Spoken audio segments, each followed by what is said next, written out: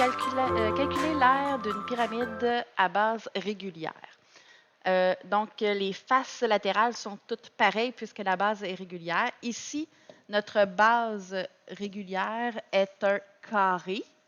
Évidemment, ça aurait très bien pu être un pentagone régulier. Donc, tant que c'est un polygone régulier, c'est une pyramide régulière.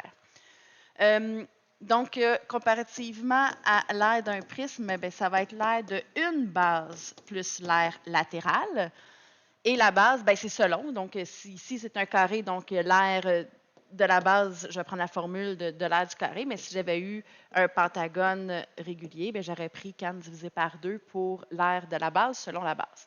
Pour ce qui est de l'aire latérale, cette fois-ci, ce sont des triangles.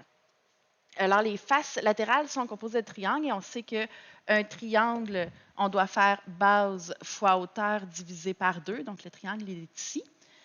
La hauteur du triangle, bien, c'est toujours le nom par rapport à la pyramide. Comme la pyramide a sa propre hauteur, qu'on va avoir besoin pour calculer le volume en secondaire 3, donc on ne peut pas utiliser le mot hauteur pour la hauteur du triangle.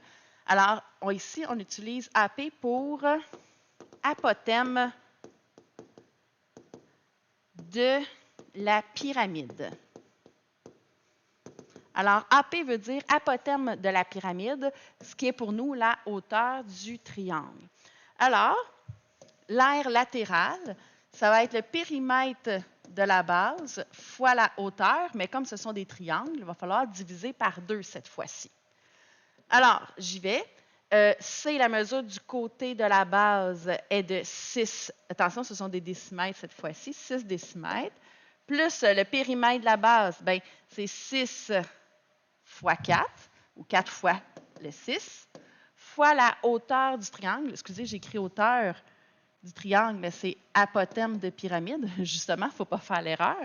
Donc, l'apothème de la pyramide ici mesure 7, divisé par 2. Alors, si je décompose, là, ça me fait vraiment que j'ai 4 triangles. Donc, la base fois la hauteur du triangle, c'est 6 fois 7 divisé par 2.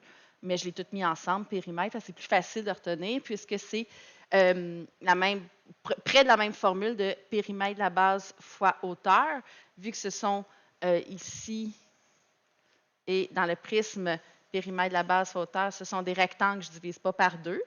Et quand j'ai une pyramide, bien, vu que ce sont des triangles, bien, je vais diviser par 2. Je calcule, donc je n'ai pas de parenthèse, mais j'ai des exposants. 36 plus 4 fois 6 fois 7 divisé par 2. Ensuite, j'ai des multiplications-divisions. Alors, 4 fois 6 fois 7 divisé par 2 me donne 84. Alors, 36 plus 84 me donne 120. Alors, l'aire totale de la pyramide est de 120. On se souvient que c'était des décimètres.